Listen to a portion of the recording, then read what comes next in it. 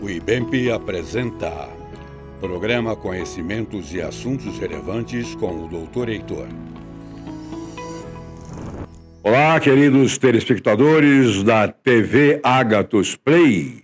Eu sou Heitor Antônio da Silva. Este programa é Conhecimentos e Assuntos Relevantes, nesta ocasião tratando do assunto Panorama sobre o autismo. O autismo, uma questão que já vem há muito tempo preocupando o povo brasileiro e também o mundial, mas aqui nós temos necessidades bem particulares. Nesta hora aqui estamos recebendo uma médica especialista nesse assunto, com vivência nesse assunto, com uma vida dedicada ao autismo e com muita aplicação. A doutora Simone Pires. Ela é médica, clínica, portanto, anestesiologista, trabalha com clínica da dor também, medicina chinesa, pós-graduada em nutrologia e medicina integrativa. É especialista, digo, em autismo. Doutora Simone, nossos cumprimentos. Uma alegria muito grande receber a doutora aqui para esse trabalho, para essa entrevista que esperamos seja grandiosa para todos nós. Eu que agradeço a oportunidade, doutor Heitor, de conversar um pouquinho sobre autismo e divulgar. Isso é muito bom. Doutora Simone, vamos começar sobre o autismo como uma coisa que não é recente, como se pensa, tão recente, né? Mas a sua descoberta, sim, né? O aparecimento, a sua denominação, a sua identificação como tal. O termo autismo era desconhecido até 1808, quando um médico psiquiatra suíço, Eugene Breuer, né? Citou a palavra autismo. Na verdade agora mudou um pouco, né? Nós temos TEA, né, que é o transtorno do espectro autismo, que globaliza mais uma patologia, ou pelo menos mais aquilo que se pensava ser outra patologia. O que pode explicar a respeito dessa globalização, dessa outra coisa, diríamos assim?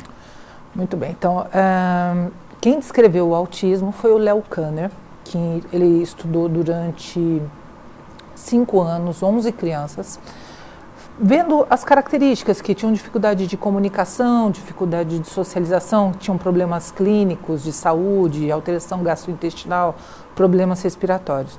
E ele tirou, né, do conjunto, esses conjuntos de comportamento, ele tirou do que antes era esquizofrenia infantil.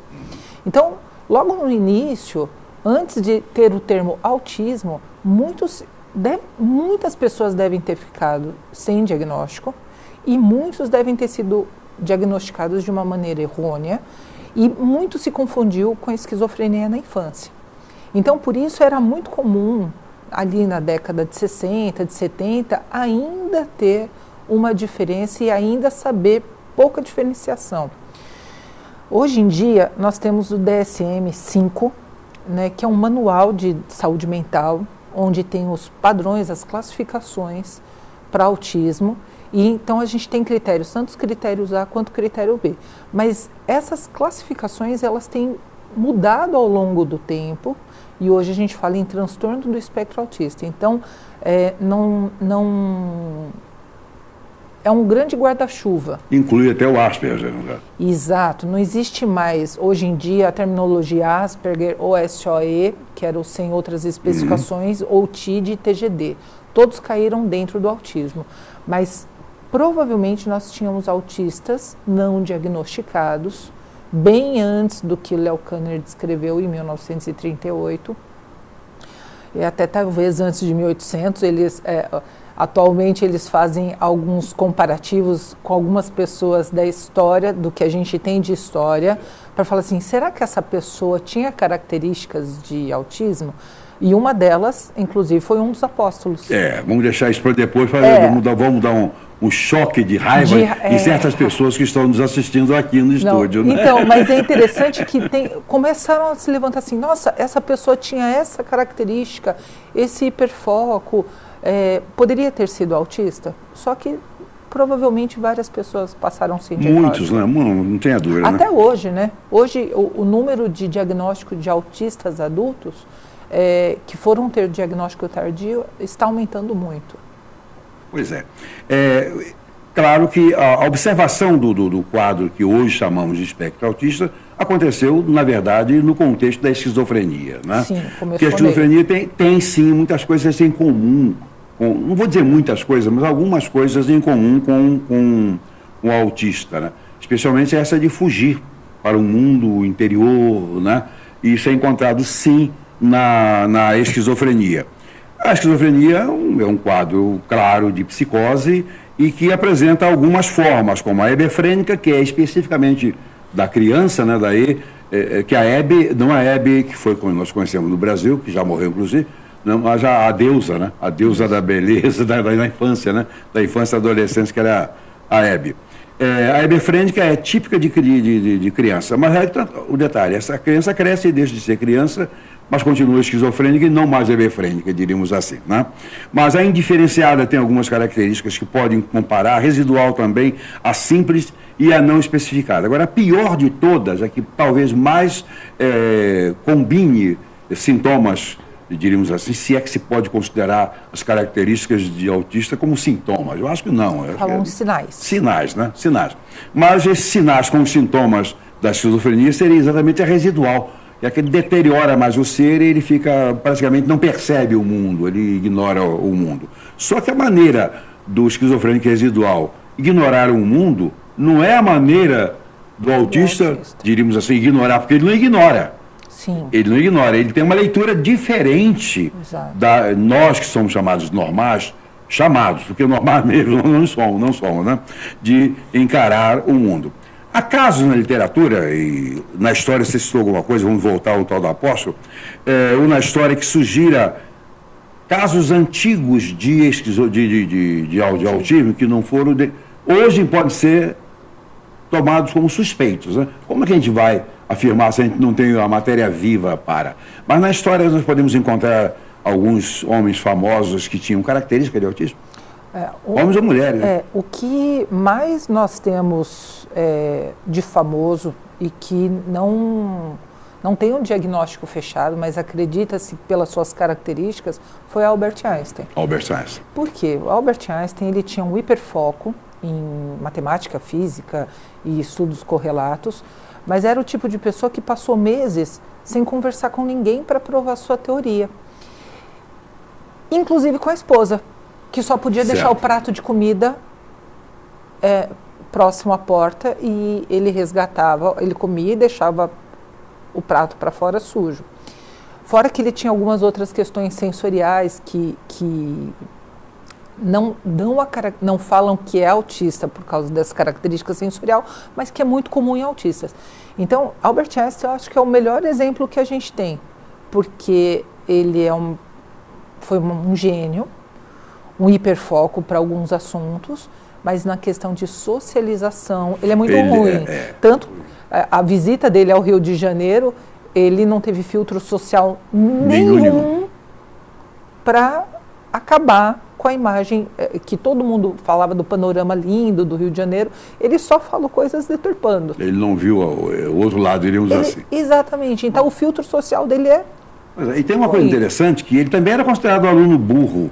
E ele foi considerado um aluno burro. Ele não estava enquadrado naquele padrão de conhecimento, de normalidade, diríamos assim, naquele momento, né? No entanto, foi aquela explosão, né? Mudou o mundo da física, né? Mudou tudo. Mudou tudo, e vários conceitos matemáticos. Não poderia ser, ele não teria feito as coisas que fez, descoberto as coisas que descobriu, não fosse um autista.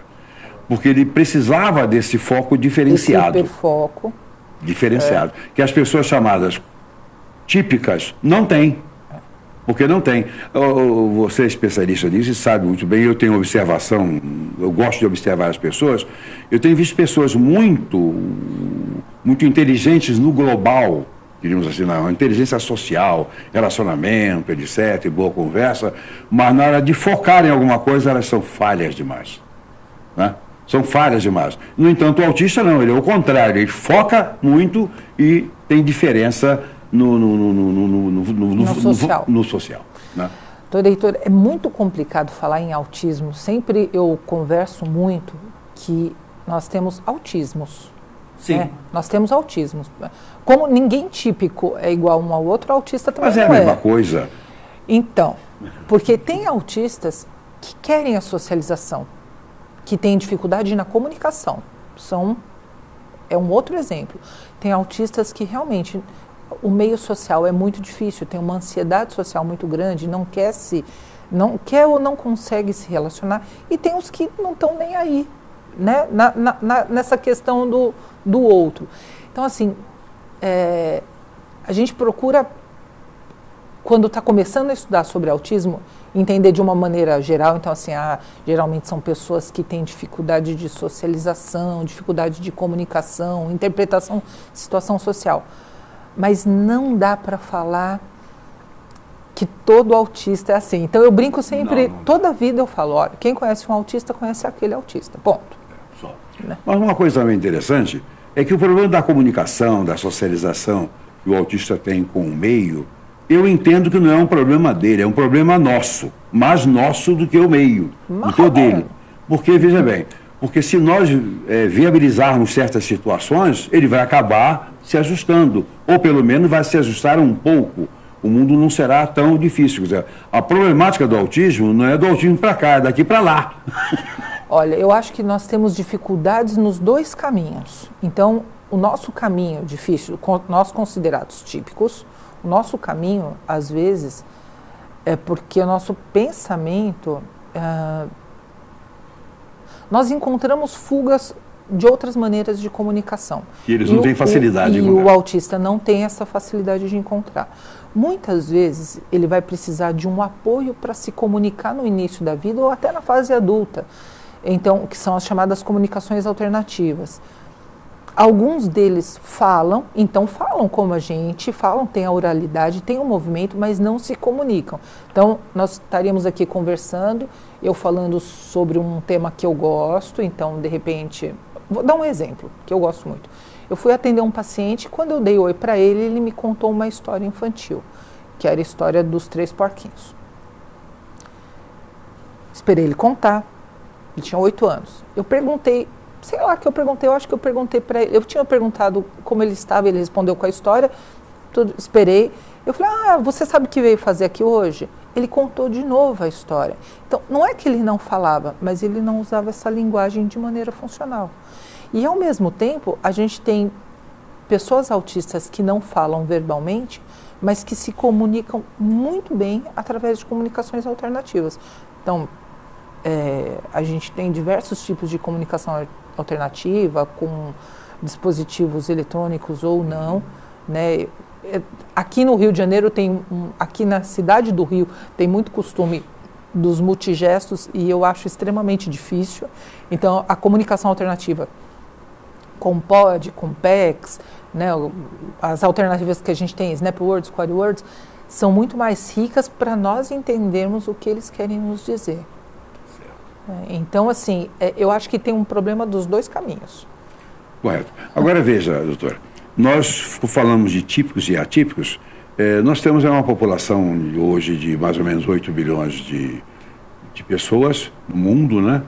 Se somarmos todos os que nasceram e morreram lá, desde Abel até agora há pouco, deve ter morrido um monte, quem não está sabendo, se juntar tudo isso aí, passa de 50 bilhões, segundo alguns analíticos, né?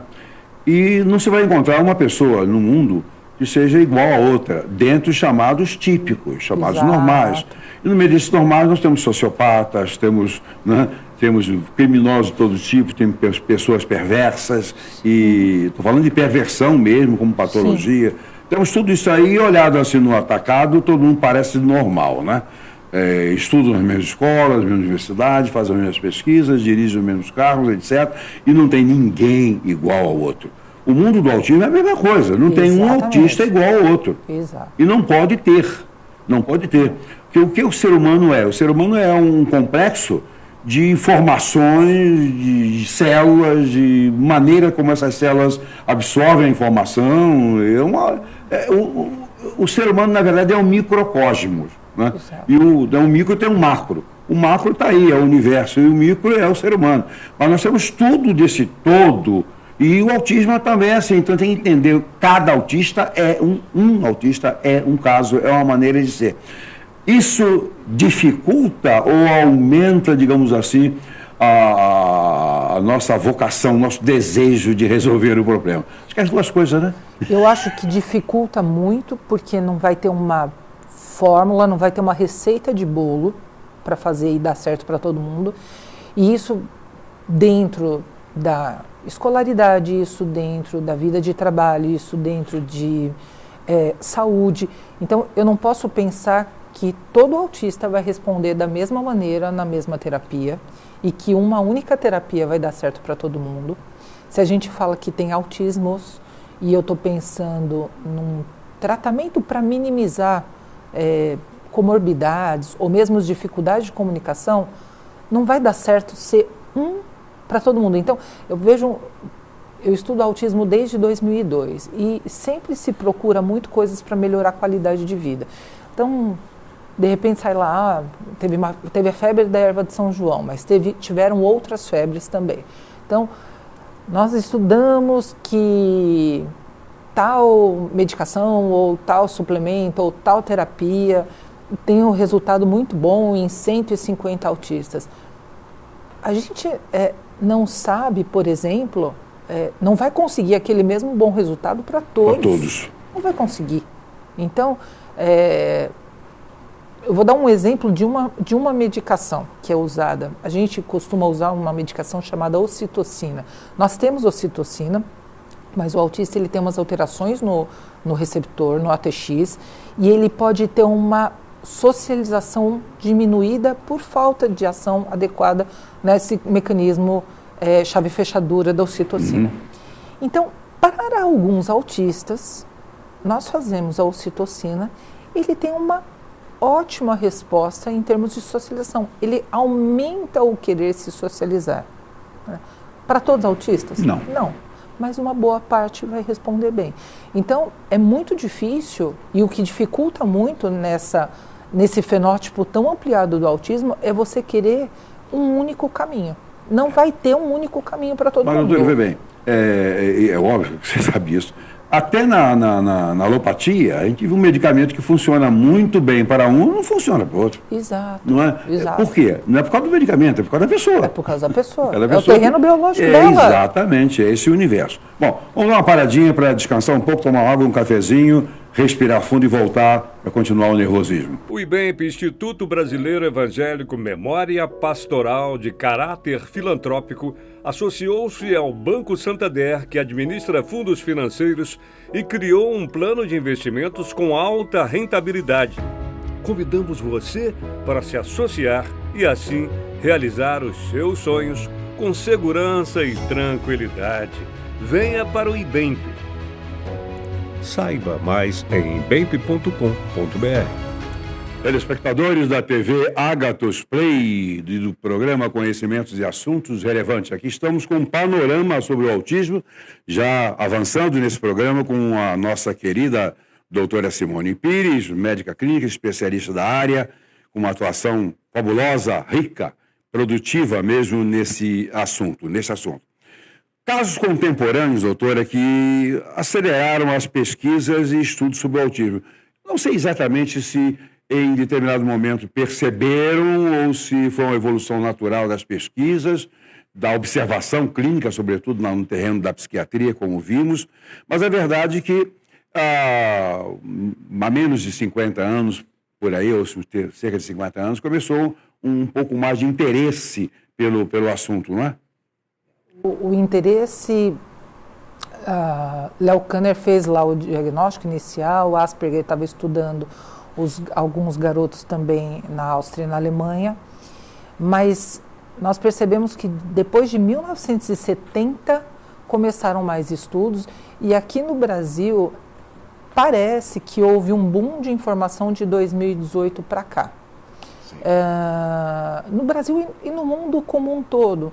Não sei se é associado porque o novo DSM, não sei se porque eles estão percebendo o tanto que aumentou a porcentagem de diagnóstico e não consegue se atribuir que todo esse aumento que houve de diagnóstico é por causa da melhoria em si. Então acredita que houve uma melhoria do diagnóstico, mas houve um aumento da incidência de autismo e ele já virou uma epidemia. Então, para o senhor ter uma ideia, a poliomielite ela foi considerada uma epidemia quando era 1 para 400, né?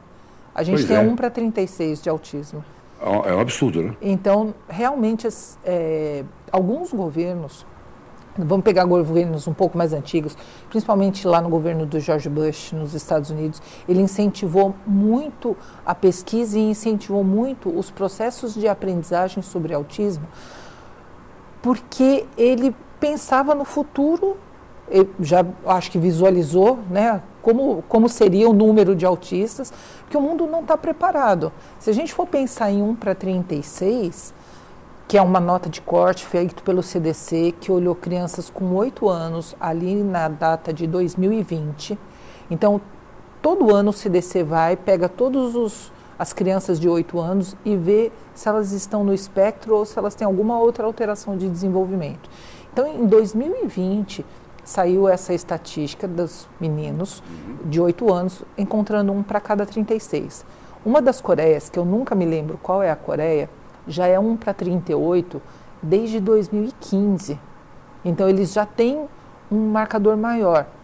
E a gente sabe que existem regiões do planeta onde tem mais autistas, né? E aí entram os fatores epigenéticos, e a gente sabe que onde tem mais poluição nós temos mais autismo, e onde nós temos menos poluição existe uma incidência menor. E começou a se procurar realmente mais do diagnóstico e também saber como incluir mais, porque nós vamos ter aí uma população que vai precisar de adaptação para trabalho, para escola, para socialização, e que nós temos que mudar algumas coisas na sociedade para esse boom de autismo. O mundo não está preparado. Não não está se preparando. E não está se preparando. Pelo menos podemos falar aqui no Brasil que ainda não está se preparando. Mas não é só no Brasil, não. Porque não é só no Brasil. Mas o Brasil é pior, né? É que a gente vive aqui. A gente sabe aqui. Mas a verdade é que essas coisas costumam, os problemas sempre se aceleram mais do que os meios para resolvê-los. As pessoas só pegam o caminho, a luta, depois que constata o avanço da necessidade. Né? Vamos pegar o câncer. O câncer sempre existiu, mas acelerou. Né? E hoje, por exemplo, já existe a aceleração do tratamento do câncer, apenas um exemplo. Já avançou muito mais do que, diríamos assim, do que se tem em termos de avanço para o autismo. Sim. Né? Por quê? Porque houve um crescimento, um boom nessa área. Então, espero que haja também um boom de crescimento de metodologias, de recursos na área do autismo, porque vai ficar complicado o mundo. Porque esse número aí de 36, de 1 para 36, é um número assim razoável? Porque toda pesquisa ela se cerca de mecanismos de defesa para não exagerar. Eu não creio que seja só isso. Pode ser um número maior. Pode ser um número maior. Pode ser maior. Aliás, eu tenho certeza que é um número maior. Porque tem muita gente, tem muitas famílias que até escondem outras doenças. Por que não vai esconder do autismo? Então, e uma pessoa com autismo nível 1 de suporte, que é aquela pessoa que precisa de um pouco de suporte para a sua independência, muitas vezes as famílias realmente às vezes não tem nem o diagnóstico, só passa com uma pessoa que é um pouco diferente das outras. E vai empurrando a vida. E vai empurrando. E outras pessoas com nível 1, realmente a família não conta. O que é muito importante a gente sempre pontuar, doutor Heitor, é que nós temos, e que eu acho que isso é muito importante mesmo, o pensamento do autista é um pensamento dentro da neurodiversidade. E eu sou apaixonada pelo assunto, eu sou apaixonada pela maneira como eles pensam, eu acho que tem que ser muito respeitado. E o que a gente tem que colocar sempre muito em evidência é que essa pessoa, o que ela tem que ter é uma maneira dela poder se comunicar, respeitar a neurodiversidade dela, mas uma maneira dela poder se comunicar e a gente diminuir as comorbidades clínicas, porque tudo se fala, é do autismo, então está se batendo, é do autismo, está fazendo tal coisa, é do autismo. E às vezes não é, às vezes a pessoa está fazendo uma autolesão ou uma lesão no outro, porque é a única maneira que ela tem de se comunicar. Se comunicar. Então isso precisa mudar. Se tornar visível também, né? Se tornar visível. Eu fiz um levantamento em São Paulo da invisibilidade do autista. A invisibilidade é aquele momento que a gente não tem o serviço apropriado para o autismo. Então, assim, não tem uma academia que se preparou para isso, não tem uns serviços públicos. A gente pensando em serviços públicos. Sendo ignorado pela sociedade. E a gente pensando em serviços públicos. No serviço público, a invisibilidade do autista começa aos 14 anos em São Paulo. São Paulo capital, que é onde eu moro. Daí as pessoas falam assim para mim, nossa, mas deve ser muito pior no interior. A realidade que eu vejo não é. Pelo contrário, eu atendo pacientes do Brasil inteiro e muitas cidades do interior estão procurando se capacitar de uma maneira muito melhor para receber essa população do que nas grandes capitais, que tudo é mais difícil. Porque a visibilidade das pessoas nas cidades menores é maior. Ela é maior. Ela é maior, né? Ela é maior. Isso é interessante, ainda bem, né, que se está usando o caminho inverso, né? Os centros mais desenvolvidos que deveriam avançar mais, na verdade, estão chegando na história já um pouco atrasados, diríamos assim. Talvez nós tenhamos mais cursos, mais recursos tecnológicos na capital, mas o recurso humano, acho que até vou falar por São Paulo, né? O senhor se deslocar de um bairro para o outro em São Paulo, pode ser uma coisa que leve, uma distância pequena, mas pode ser uma questão que leve horas. Então, os profissionais não se encontram, não trocam informações. É mais fácil eu trocar informação com o pessoal lá de Alagoinhas, lá de Itaperuna, do que dentro da própria São Paulo. A questão relacional fica muito prejudicada em grandes centros, né? Agora, é interessante, os relatos de filmes, por exemplo, que entraram dando uma certa popularidade ao autismo. E o primeiro que eu vi foi Meu Filho, Meu Mundo. Tem um filme que eu vi depois, não durante o tempo em que eu o assisti, que é um filme antigo, muito antigo, que é Muito Além do Jardim, com Peter Sellers. Naquele momento em que eu vi, não sabia nem da existência do autismo, não tinha essa consciência. Ou melhor, eu não tinha consciência dele, não sabia mesmo, né? Mas nesse filme, Meu Filho, Meu Mundo, que foi um caso claro, clássico de autismo, ele conclui, ou pelo menos o filme é concluído com uma história de cura. Então, isso aí é compatível? Meu Filho, Meu Mundo. Eu conheci o meu filho, o Raul Kaufman. Então, ele conta a história dos Kaufmans, que o Raul, eu não sei, ele deve ter, acho que ali pelos seus 55 anos, talvez, eu acredito. Por aí, eu estou com 14, deve ter isso mesmo. Não mais do que isso. Mas os pais deles, os Beers, eles, na época que tiveram o diagnóstico do filho, eles não conseguiam fazer a terapia, eu acredito que por questões pessoais. Eles olhavam a terapia que existia na época e eles não viam aquele modelo como um modelo de vida para eles. Então, eles foram fazendo uma terapia com o filho de acordo com o que eles foram estudando e tudo de uma maneira muito lúdica. Essa terapia se chama Sunrise. Ela existe até hoje, existe um centro que ensina as famílias a fazer e é uma terapia muito baseada no relacionamento com a família. Então, realmente assim, eles não fizeram só a terapia, eles fizeram dieta, eles fizeram uso de suplementos, eles fizeram várias coisas muito interessantes. E que eu não me lembro de mostrar isso no filme, mas eu tive a oportunidade de conversar com o cara, com o próprio. E assim, você vê que ele é uma pessoa que, talvez na época do diagnóstico, ele tinha um suporte nível 3. E quando eu conheci em 2011, 2012. Ele era uma pessoa bem sociável, conversava, ele ajuda os pais a fazer treinamento dos filhos. Ele tem um pensamento neurodiverso, ele não saiu do espectro, mas é uma pessoa que está completamente independente, é casado, tem filhas, tem uma profissão. Então, assim, eu acho que é o que toda família que tem uma pessoa com autismo quer, que ele seja feliz e independente. Mas ele é autista. Mas ele é autista. Então, a cura no sentido de remissão do quadro, não. Mas ele é uma pessoa com... É o ideal de cura, né? Ele é uma autonomia, exatamente. Então, é aquilo que a gente conversa. Diretor, eu não tenho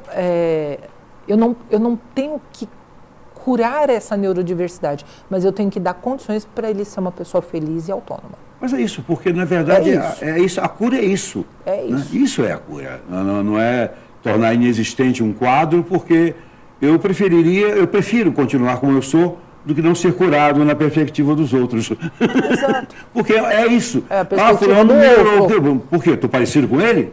Isso é cura? Não, isso não é. Estamos lidando com um mundo totalmente diferente das patologias fisiológicas comuns que se conhece aí. Nós estamos lidando com uma situação que é realmente um desafio. O que tem que fazer é pensar nesse indivíduo como ele mesmo, de uma maneira funcional, feliz, resolvida, porque eu garanto que ele, tanto quanto os outros autistas regulados, são muito mais felizes do que aquela expectativa que as pessoas têm de felicidade para com o outro. Nós temos um nível muito alto de depressão e ansiedade e ideação suicida em autistas adultos. Mas eu acredito muito, isso daí é mais estudado no nível de suporte 1. Eu acredito muito que é pela dificuldade que eles têm justamente na expectativa do outro. Do outro, é exatamente isso. A dificuldade que ele tem para se encaixar no grupo, naquele grupo de outros, as dificuldades inerentes à socialização. E no caso dos suicidas, por exemplo, não autista, é a dificuldade dele de se relacionar com ele mesmo.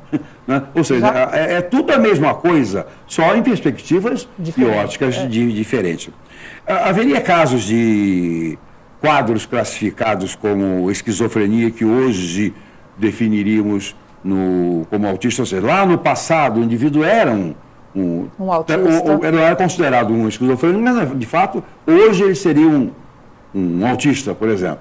Tem um pintor famoso aí, etc., que decepou a própria orelha dele. Né? Ele é tratado como sendo um camarada, tido historicamente como sendo um camarada com um nível de doença mental, tal. Né? Mas, para aí, eu vejo que seria um indivíduo tão desajustado que para querer aparecer cortou a própria orelha? Não é uma coisa a pensar, eu não estou afirmando nada, eu não sou especialista em autismo aqui. Eu vejo assim, não seria um jeito dele aparecer perante o próximo? Poderia ser. Poderia. Né? Alguns artistas, né, também lembrando, como o Einstein, alguns artistas, eles não foram tidos na época como autistas. Porque não existia. Porque não existia, mas um deles, por exemplo, Beethoven, que também foi considerado hoje com várias características do TEA, né, que é transtorno do espectro autista. E existem autistas que também têm traços de personalidade esquizoide ou esquizofrenia. Em 2012, acreditava-se que 8% dos autistas poderiam desenvolver esquizofrenia na infância. E esse número aumentou. Né? Então, as comorbidades. Então, a pessoa ser autista não quer dizer que ela não possa ter autismo e depressão. Pode. Autismo e esquizofrenia, autismo e ansiedade, autismo e TOC. Ela pode ter todas as outras comorbidades dentro da saúde mental. Agora, que teve muita gente com um diagnóstico de esquizofrenia na infância e que era autismo. Que era autismo, sim. Provavelmente antes de 1950 era bem comum. Mas Beethoven, por exemplo, que citou, era um camarada, em termos de comparação com os típicos, era totalmente desregulado. Sim. Ele era totalmente desregulado, comparando-se com os típicos de então. Sim. Né? Então, ele tinha, sim, uma característica bem provável de autismo. Só que naquela época não se tinha o nome, nem se tinha o perfil, não se tinha o espectro delineado, etc. Não estariam hoje ao redor do mundo, né, profissionais e líderes religiosos, porque o mundo é uma diversidade global, em tudo, de cor, de raça, de pensamento, porque a visão de mundo, a visão das coisas é individual, ela não é social, ela não é global. Mas neste mundo, né, onde temos países subdesenvolvidos com mania de grandeza, que é o caso do Brasil, mais ainda da Argentina, a Argentina acha que é mais evoluída do que nós, etc. Países desenvolvidos como os Estados Unidos, Canadá, Alemanha, mas com algumas coisas curiosas, né? Eles medicalizam mais aqui até do que nós aqui.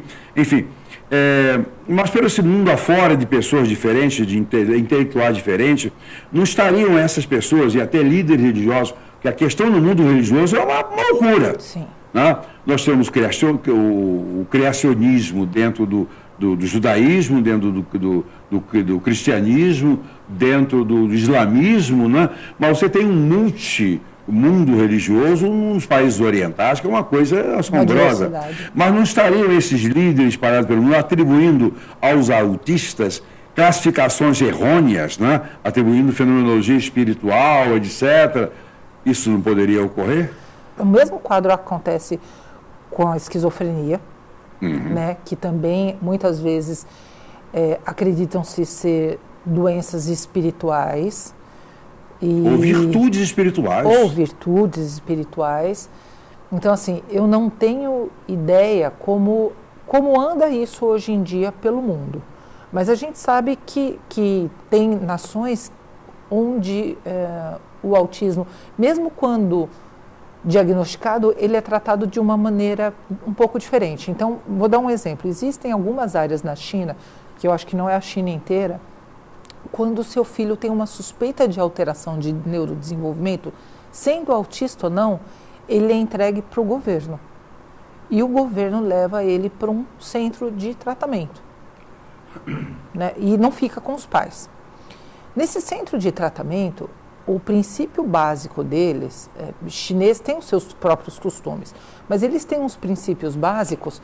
Se a criança tem muita estereotipia motora é, por exemplo, ela fazer flapping, ou correr na ponta do pé, gritando, muita frequência dessa estereotipia, eles põem essa criança em processos físicos mais extenuantes. Então, eu não sei se o senhor vai se lembrar, uma criança de 3 anos que faleceu. Foi antes da pandemia, deve ter sido 2017, 2018. Ela andou 10 quilômetros sem tomar água. E a criança morreu realmente pelo desequilíbrio hidroeletrolítico, que ela teve a desidratação e tal. Mas assim, só para o senhor ter uma ideia como são tratados ao redor do mundo. Então, lá na China não é uma questão de espiritualidade, não é isso que eles colocam, mas eles colocam a funcionalidade. É bizarro, né? É diferente. É diferente. Bom, então já, você citou esse caso aí, né? Bem perto de mim, eu sei de um caso de uma criança autista que está sendo tomada como tendo manifestações espirituais grandiosas, proféticas, etc. A mãe, os pais estão explorando isso aí, levando em reuniões especiais para essa criança dizer coisas, etc., que estão acontecendo, que vão acontecer, profetizando, etc. Bom, eu acho que esses pais merecem uma surra, mas eu não vou dar porque é crime, né? Se não fosse crime, eu tivesse um prêmio por tal coisa, eu poderia fazê-lo. Mas se aqui no Brasil, onde não somos tão atrasados, embora tenhamos um nível de atraso ainda significativo, considerável, se encontra coisas assim, imagina, todo respeito, numa Índia, em certos lugares da China, porque a China, apesar de ser um país, eles têm 600 maneiras de falar a língua, em alimentação. São culturas diferentes. Totalmente diferente. Exato. Aquilo lá é uma coisa muito difícil de se imaginar. Esses erros, especialmente dos países onde existe, não na China e não na Índia, porque a saúde lá é tratada numa ótica diferente. A medicina chinesa é diferente, você é especialista nisso. Na China também, né? Na China ela é mais racional, eu entendo, do que a Índia muito afeta a homeopatia, essas coisas assim. Bem, mas fora esses dois países, ou aqueles que vivam nessa mesma perspectiva, onde se tem as medicações comerciais muito bem evoluídas, muito boas, sim, se há má intenção aqui ou ali, não se sabe, mas na verdade, em função dessa quantidade de medicamentos e de dificuldade de diagnóstico, não poderia estar havendo uma medicalização comprometedora, até prejudicial a um processo futuro de tratamento do autismo? Vamos lá. Primeiro, quando nós falamos em autismo, nós não temos uma medicação para autismo, mas nós temos medicações para comorbidades. Então, o que o FDA, né, um órgão regulatório dos Estados Unidos, diz para a gente? Olha, O autista que está se agredindo ou agredindo ao outro, ele pode usar o antipsicótico e a primeira escolha é a risperidona, a segunda escolha é o aripiprazol. Então, esse é o modelo que a gente tem. Que é eficaz, bem relativamente. Não, tem lá o modelo. Então, para essa situação tem isso, se você tiver ansiedade nessa pessoa com autismo, você tem essa opção. Então, isso existe, mas não é uma medicação para o autismo em si. O grande problema que a gente vê, pelo menos aqui no Brasil, nós temos realidades muito díspares. Então, você teve uma suspeita que tem autismo, você tem uma suspeita que tem alteração de neurodesenvolvimento, o correto seria ir para a terapia, fazer a terapia. A primeira coisa seria a terapia. E nós vemos o que vai ficar depois disso. O que acaba acontecendo, Heitor? Nem todo mundo tem acessibilidade à terapia, nem todos os municípios têm terapeutas.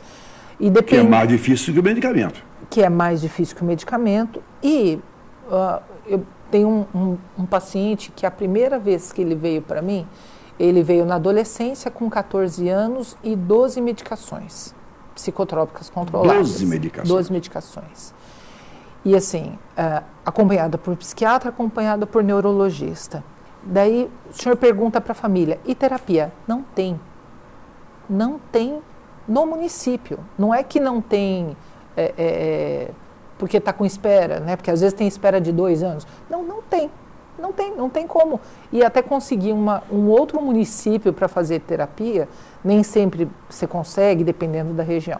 Então, o grande problema que eu vejo assim, as pessoas numa situação de maior vulnerabilidade, as medicações elas podem ser usadas com excesso, aqui no Brasil. Certo. Tá? Mas porque está faltando o que deveria ser feito, que é a terapia. Existem países que a pessoa teve o diagnóstico, ela já tem a medicação.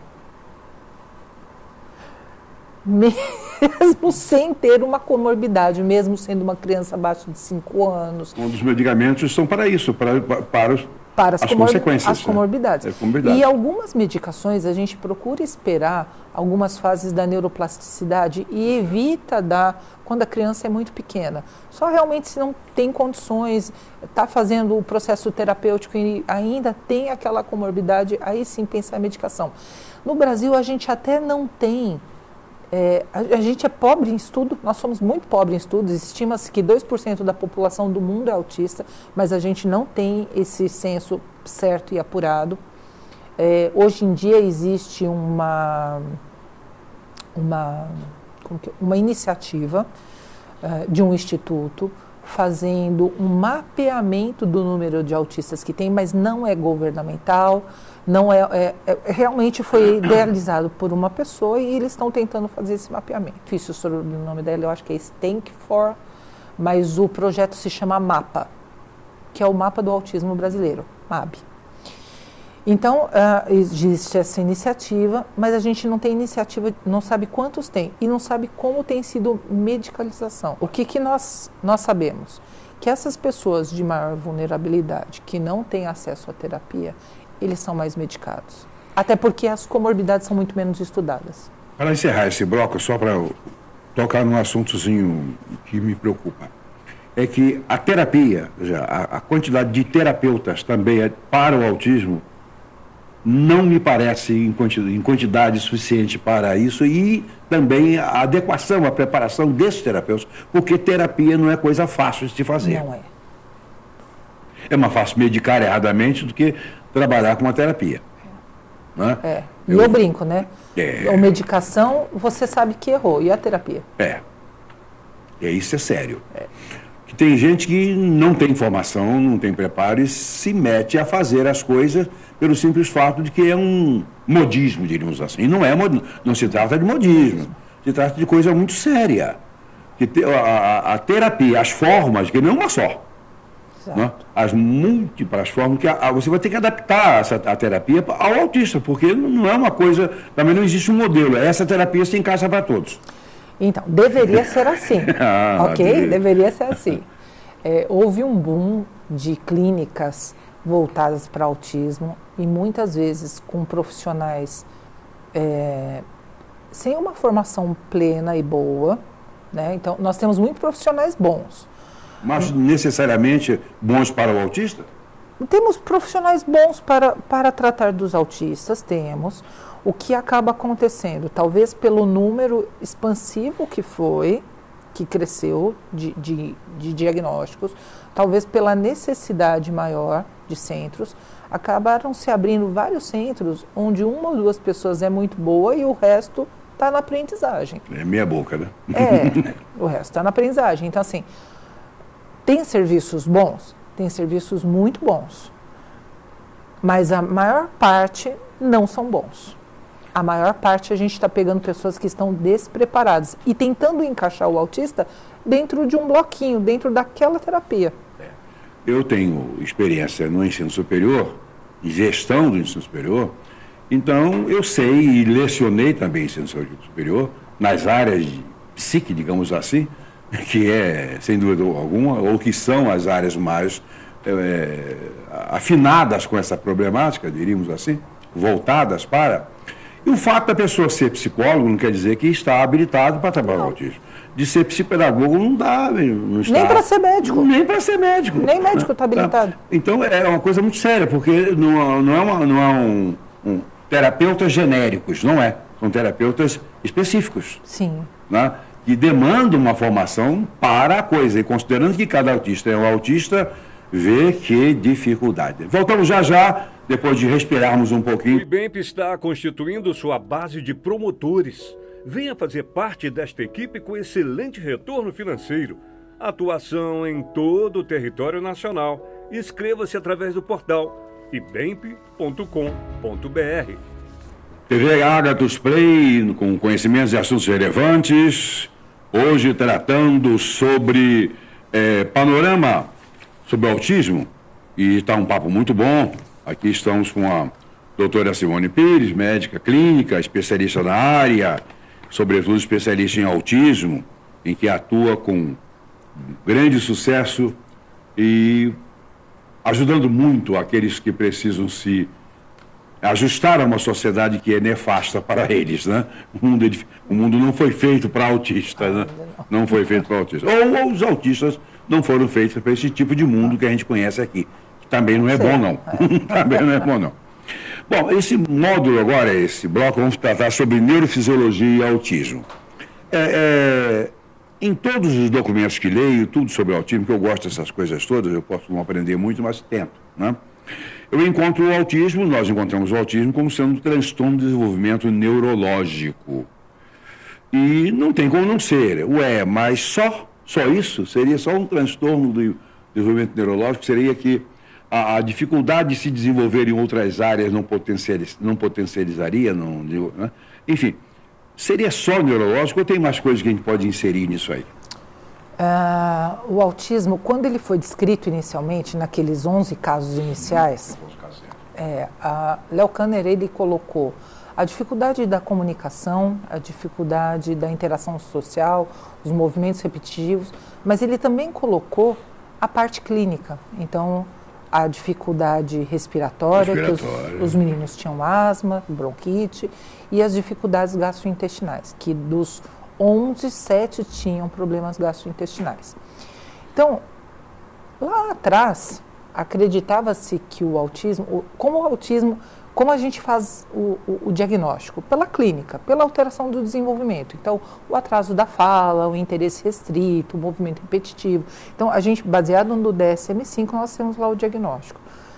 Mas o que nós vemos é que não é só neurologicamente que ele tem um comprometimento, ele tem um comprometimento global. Ele pode ter um comprometimento motor, ele pode ter um comprometimento gastrointestinal. Nós sabemos que o autista, ele é um pró-inflamado, ele tem as citocinas inflamatórias elevadas e esses dados eles já são todos descritos, bem descritos, tem bastante trabalho. Abriu-se tem uma linha de pesquisa muito nova que tem vindo de 5 anos para cá, estudando muito o sistema nervoso autônomo, porque o autista ele tem um sistema nervoso autônomo simpático aumentado, então ele vive num estado de alerta maior e o parasimpático dele é diminuído. Então nós temos,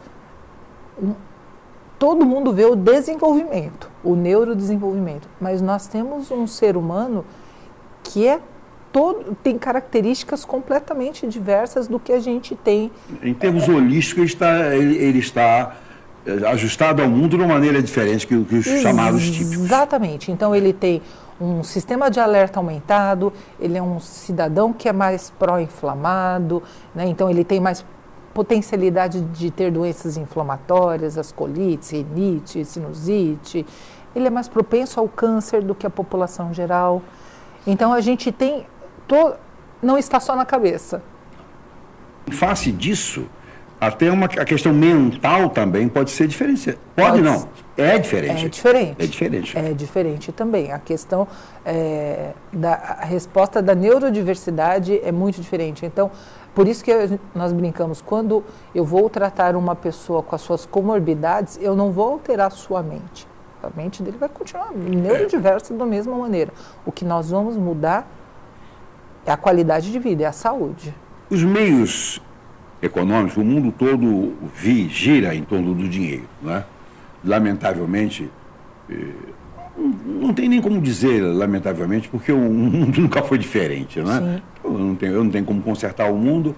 Eu, às vezes, até fico pensando, Deus poderia me chamar para algumas reuniões com ele lá, para dar umas ideias para ele. Dar umas ideias. Ele não chama porque sabe que as minhas ideias não vão funcionar. Então, ele já bloqueou. Já bloqueou esse contato, né? Mas nós vemos, a pandemia esteve aí, de certa forma nós temos resquícios dela por aí, e quanta gente se aproveitou da situação para ganhar dinheiro. Sim. Laboratórios enormes, inventaram remédios, enfim, fizeram mil coisas para ganhar dinheiro, né? E isso também, eu acho que o autismo também não ficaria de fora. Eu acho que pode ter gente também levando algum tipo de vantagem aí. Pode, eu não posso acusar ninguém. Mas todas essas atitudes seriam irresponsáveis. Mas nós não podemos fugir da irresponsabilidade humana. Nós temos que trabalhar para o bem, para resolver, se não resolver, minimizar a problemática das pessoas. Isso se aplica muito. E eu fico preocupado, porque eu dei aula em vários cursos na área de saúde mental, psiquiatria, etc. E estava dando aula num curso de saúde da família, lá pela instituição da qual eu era diretor, então era faculdade, depois tornou estrutura universitária, centro universitário. E eu estava dando aula, que eu sempre dei aula desde 72, né? E dando aula de alguma coisa, e uma funcionária, uma profissional de saúde que servia aquele município, disse que as despesas daquele município com Ritalina era simplesmente uma coisa louca. Era a maior despesa da área de saúde. Eu citei o medicamento, como não tenho aqui o nome científico, soltei o comercial. Não sou contra o nome comercial. Sim. É um medicamento necessário. Mas abusar, fazer uso abusivo de certos medicamentos, em qualquer situação é uma atitude criminosa, né? Mas existe alguma coisa, algum tipo de medicamento que esteja sendo usado abusivamente no autismo, quando ele não seria necessário? Vamos lá, o metilfenidato, que é a Ritalina, que é a maior indicação dele é para o distúrbio do déficit de atenção e hiperatividade. Essa medicação ela está sendo abusada como um todo. Sim. Né? Então, eu não sei se querem que as crianças deixem de ser crianças, porque criança é um sujeito animado, é uma pessoa... É uma etapa da vida necessária. É uma etapa da vida gostosa, necessária, e que vai ter a sua própria agitação. Eu insisto no sair da infância. Então, não é tudo de bom? Só que ela está sendo muito... a infância está tendo muita prescrição médica. Para quê? Para que as crianças fiquem mais concentradas, rendam mais, né? Não sei culturalmente como é isso em toda a região do Brasil, mas em São Paulo é uma preocupação desde sempre. Vai passar em qual universidade? Vai para fora? Vai isso? Nota do Enem? Nota não sei o quê. Então, no caso do metilfenidato, existe uma hiperprescrição. O autismo, ele tem uma hiperprescrição, mas realmente para quem a gente tem uma situação de vulnerabilidade. Necessário, caso necessário mesmo. Não é nem que é necessário, mas é que não tem outra opção. Não tem alternativa. Então, não tem outra opção. Então certo. acaba se medicando, às vezes, com um antipsicótico, um ansiolítico, um antidepressivo, mais uma medicação para sono. E assim vai de acordo com a necessidade. Porque cai justamente, doutor Heitor, naquela coisa da invisibilidade. Se eu penso, vamos lá, vamos pegar uma pessoa, um garoto autista de 14 anos, um nível 3 de suporte, que é aquela pessoa que precisa de muita ajuda, que não tem autonomia. Em determinados municípios, ele não vai ter nem escola para frequentar. Ele não vai ter terapia, ele não vai ter escola. Então ele vai, primeiro, eu vou ter que ter alguém da família com ele. Geralmente é a mãe. Estou falando em estatística mundial. É a mãe que fica. Então, esta mulher, ela vai deixar de trabalhar e às vezes ela não vai ter a formação para ajudar o filho e não vai ter um serviço que ensine ela, que a gente chama de orientação parental, de como ela tem que fazer o dia a dia. Ou seja, é um caso abandonado, né? É um caso abandonado.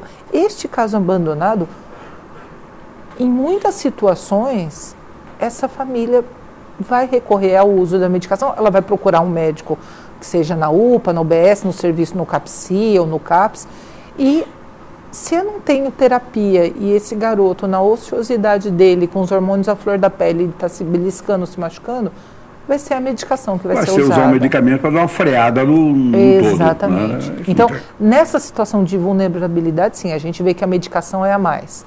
Mas por não ter outras opções. E, lamentavelmente, eu não vejo, assim, políticas... Eu não estou falando contra as políticas, porque eu também não tenho solução. Eu não tenho ideia de como resolver uma problemática tão grande, né? Porque não é de um lado só. Não é de um lado só. São várias vertentes, vários flancos de onde vem a família, as condições econômicas, as condições intelectuais, a religião de cada um, tem, e tudo isso interfere. Né? E é muito difícil mover uma solução para essa complexa situação. Bom, tem uma coisa que eu não gosto muito, se você gosta eu não sei, se você tolera eu não sei, eu estou ficando intolerante com algumas coisas, por força dos meus 14 anos de idade, é essa questão de classificar as pessoas de típicos e atípicos. Nós aqui temos um grupo enorme, a auditória aqui é bastante grande, eu estou vendo gente de várias cores, de várias formações, várias cidades diferentes, né? Bonito, né? O mundo está cheio de pessoas chamadas normais. Nós somos normais, né? Então nós nos nomeamos como típicos. Típicos do quê? Não tem ninguém igual aqui, né? Somos típicos. Aí os autistas também, tem um igual ao outro? Não tem. Então são atípicos por quê? Porque são diferentes, né? Essa questão de tipos e atípicos não me conversa. Eu acho que o típico é um novo tipo. O atípico, que é o chamado autista, o portador da TEA, né? Transtorno do espectro autista, ele é um tipo cheio de subtipos. E nós somos um tipo cheio de subtipos. Eu não gosto dessa expressão típico e atípico, porque eu reconheço que eles são um tipo. Eu conheço vários autistas. Na instituição que eu dirigia, tinha uma escola treinada e preparada e fazendo um trabalho maravilhoso. Com os atípicos, e eu via que eram todos eles diferentes de todos. Então, e cada inclusão diferente, né? Exatamente. E as pessoas fazendo das tripas coração e do coração tripas para poder ajustar essas pessoas ao jeito de vida, ao melhor jeito de vida possível para eles. Não é um jeito de vida adequado a nós. Não é assim. Porque não tem ninguém com um jeito de vida adequado ao outro, ao próximo. Eu estou cansado de ver gente dizer, então se eu fosse você, eu não faria isso. Eu digo, rapaz, se eu fosse você, eu faria tudo que você faz, eu seria você. Não existe essa, se eu fosse você, eu não faria isso. Você é bobo, se você estivesse no lugar, você faria, você seria eu. Então, doutor Heitor, isso entra uma questão que às vezes eu converso no consultório, que é a questão cultural, né? Então, é a questão cultural. Então, por exemplo, eu tenho famílias que a criança está fazendo alguma estereotipia, qualquer uma que seja, mas não está saindo do... Ela ficou muito radiante que ela conseguiu alguma coisa e ela faz uma estereotipia, ou ela fica o tempo inteiro naquela estereotipia, mas ela consegue aprender outras coisas, mesmo ela estando mesmo nesse quadro. Mesmo na estereotipia dela, ela consegue aprender. E as famílias olham aquilo e falam, tudo bem. Tá um monte de gente olhando. Tudo bem. E daí? Então, eu tenho o pessoal do Idaí, eu tenho muito pessoal do Idaí, mas o que mais tem não é o Idaí. Então, culturalmente falando, eu também não gosto muito dessa história do típico e do atípico. Eu gosto da neurodiversidade, mas o típico e o atípico eu também tenho minhas ressalvas. Bom, já aprendi agora neurodiversidade. Neurodiversidade. Já vai ficar melhor. Neurodiversidade é mais legal. Agora, tem famílias, e a gente está falando de cultura familiar, que chega falando assim, eu não quero que meu filho pareça autista. Aí some com ele. Não, e aí assim, para eu ajudar que ele não pareça autista. Aquele milagre, né? Então, eu sempre procuro acolher aquilo que eu estou ouvindo e tentar mostrar que tem coisas que a gente vai ter que aprender a conviver. Você vai ter que trabalhar também com a família, com a família. E aí, é muito assim, eu tenho um filho no espectro que tem 22 anos, que tem 1,96 m e que ele é lindo. Então, mesmo se ele não fosse autista, todo mundo, quando ele chega no ambiente, ele vai olhar. Porque ele é alto, ele é grande. Então, vai olhar se ele é autista ou não. Mas se ele começar a falar muito lá dos dubladores de cinema, a pessoa vai ficar meio assim, fala assim, nossa, essa pessoa gosta muito de cinema, né? Gosta muito de dublador. Então, que é uma característica dele. Se tem outro olhando, se tá todo mundo da sala olhando, eu não tô nem aí, eu continuo conversando com ele da mesma maneira. Mas tem famílias que não pensam dessa maneira. E não tem como eu embutir, porque eu concordo que eu sofro muito menos, né? Porque eu não tô nem aí com o olhar do outro, e quem se magoa com o olhar do outro sofre muito mais. Então, eu até tento passar essa... o outro lá, coitadinho, o autista não está nem aí para... Não está nem aí para pirombeta. Aí eu tento passar um pouco essa visão para os pais, para que eles possam trabalhar dentro da crença deles o que é aceitável ou não. Mas culturalmente nós temos muitas dificuldades no Brasil, né? E é engraçado isso, né? Porque dependendo do país onde o senhor vai, eles não estão nem aí. Não. Nos Estados Unidos não estão nem aí. Não estão. Os Estados Unidos é um pouco complicado porque assim. Bom, lá vem um monte de estados, né? Cada região lá é meio complicado que é o seguinte: se por acaso o seu filho está tendo uma estereotipia e chegou a encostar em alguém, eles podem chamar a polícia. Então lá é um pouco mais. Algumas coisas. O direito da liberdade é bem legal lá, desde que não pega. Não atrapalha do outro. Mas lá é uma diversidade diferente daqui. É diferente. Porque cada estado é uma cultura, é uma religião, um meio de ser, um modo de ver, exatamente. É uma doideira geral. Bom, o ser humano autista, uma visão holística. Quando eu falo holística, não é holística do ponto de vista dessas religiosidades aí, de... Não, exato. O todo, né? O todo é magnífico, né? Olhar o ser humano em seus aspectos globais é muito bom. Olhar o autista na visão holística, como uma médica que pegou a sua vida e colocou no altar dessa causa, porque eu sei que você faz isso, né? Mais ou menos isso. Não, mas você sabe disso, você tem consciência disso, você tem a sua vida no altar dessa causa. Como é que você vê? Eu vejo que assim, nós precisamos ainda muito de divulgar sobre o autismo, porque as pessoas ainda guardam aquela ideia que o autista é o Rayman, né, do Dustin Hoffman e o Tom Cruise. E não é isso, né? A gente tem uma diversidade muito grande. Nós temos que olhar para esse ser humano, independente do autismo dele, e ver toda a parte clínica dele. Que ver se ele tem alteração de sono, se ele tem alteração gastrointestinal, se ele tem problemas de saúde.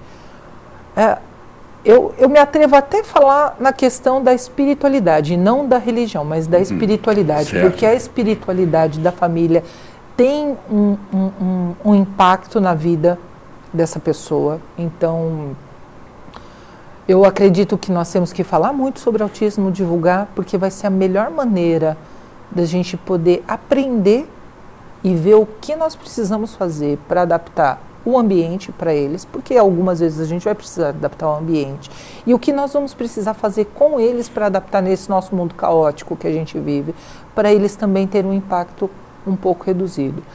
Eu acredito muito, eu gosto de trabalhar com autista. Eu adoro o tema do autismo em si, eu adoro estudar, mas eu gosto muito de trabalhar com autista, ainda mais na fase que eu peguei eles desde pequenininho e hoje são adultos, alguns, e eles mesmos me mandam mensagem, eles mesmos trocam uma ideia, eles colocam as dificuldades que eles passam. Ou tem um feedback maravilhoso da coisa. Fantástico, então, ou os acertos que estão acontecendo na vida, e aí eu acho que a ideia é justamente essa, a gente olhar para aquele ser humano e tentar dar a melhor qualidade possível para ele e para a família. Porque é possível a inclusão, é possível ele seguir o caminho que ele quer, mas a gente às vezes vai ter que construir junto esse caminho. A parte clínica, eu diria assim, a clínica em termos de saúde como um todo, é mais fácil, porque os exames vão... O exame vai lá e me mostra. Te mostra, Isa, o que você precisa fazer, o que tem que inserir, o que tem que tirar, etc, etc. Mas, doutor Heitor, o grande problema que a gente tem hoje em dia é que tudo é atribuído ainda para o autismo. Olha, esse estudo do que eu faço, ele começou em 1970. Está aí com 53 anos e a gente, que foi o Dr. Hinland que começou lá atrás, que é olhar essa história de medicina funcional, integrativa e tal, começou lá atrás com o pessoal do movimento DEN. E hoje a gente ainda briga entre colegas, briga numa maneira de dizer, a gente ainda tem um trabalho ainda de explicar para os colegas, tanto para o pediatra quanto para o clínico, a importância da investigação clínica, porque ela é totalmente renegada. Então, ok, tem autismo, já vamos, ou tem uma suspeita, vamos para a terapia. A primeira coisa, passo. Terapia, ponto. Mas o segundo passo, vamos ver a condição clínica. Não adianta essa pessoa não dormir à noite e querer que ela renda no dia seguinte terapia. Imagina o senhor ficar sem dormir, o senhor, doutor Heitor, dormindo 2 horas por noite, durante, sei lá, 2, 3 meses, e aí vem um terapeuta e fala assim, olha, doutor Heitor, o senhor tem que ter pique para pegar a sua criança de dia e o senhor chega às 18 horas do trabalho, das 18 às 20 o senhor tem que brincar com ela e repetir essa terapia e fazer tal coisa. O senhor trabalhou o dia inteiro e não dormiu à noite. Qual que é a sua disposição, o seu bom humor para isso? Sem chance.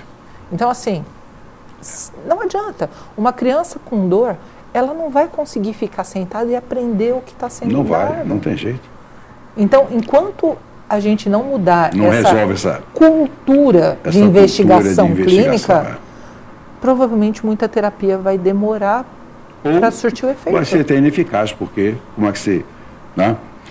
Um autista pode sentir uma dor, porque ele sente, porque todos nós sentimos, e também não tem como dizer o que está doendo, o quanto está doendo. O quanto está doendo.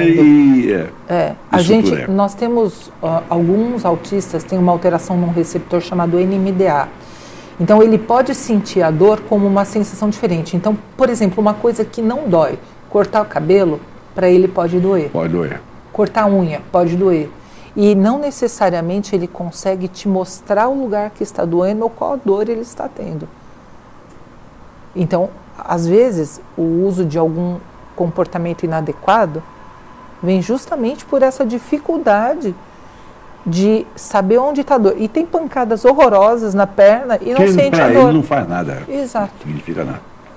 Doutora, tem mais alguma coisa que a senhora gostaria de enfatizar, dar um show para nós aí, com o seu conhecimento, com a sua vida, com a sua dedicação? Olha, eu acho que nós temos que resumir alguns pontos. O primeiro ponto, tem um atraso de linguagem, tem uma suspeita de alteração de desenvolvimento, e você ouviu do pediatra que é o tempo do seu filho, vai atrás de uma segunda opinião. Primeira coisa. Segunda coisa, suspeitou que tem autismo, comece a terapia. Mesmo que não seja aquela que você vai ficar, mas comece uma terapia. E, em geral, a primeira terapia que a gente acredita que a maior parte dos pais procuram é a fono, por causa da questão de linguagem, do atraso de linguagem. E o terceiro, não deixe de investigar a parte clínica. Ela faz uma diferença brutal na qualidade de vida dessa família. E é isso. Bom, e agradecer ao senhor.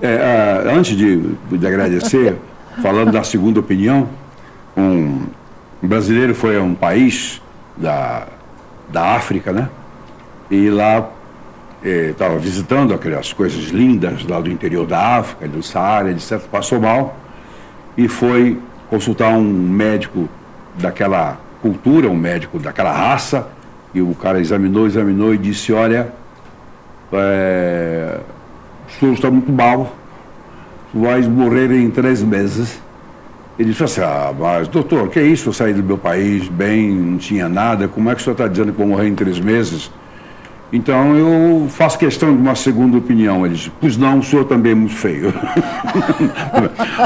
Doutora Simone Pires, médica clínica, anestesiologista, clínica da dor, medicina chinesa, pós-graduada em nutrologia e medicina integrativa e autismo. Muito obrigado pela participação deste programa.